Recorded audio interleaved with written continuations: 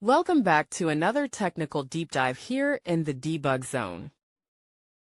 Today we're tackling a big question and breaking it down with insights from other users. Hopefully this clears up some misconceptions and helps you get the answer you need.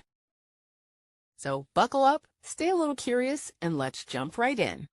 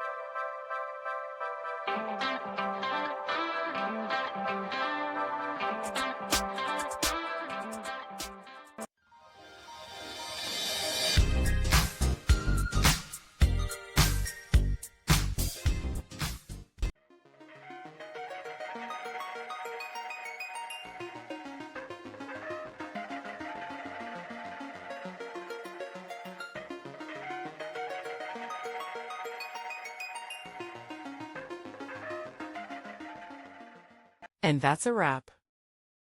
I hope you found the answer you were looking for. If you did, take a second to hit that subscribe button. It really helps out.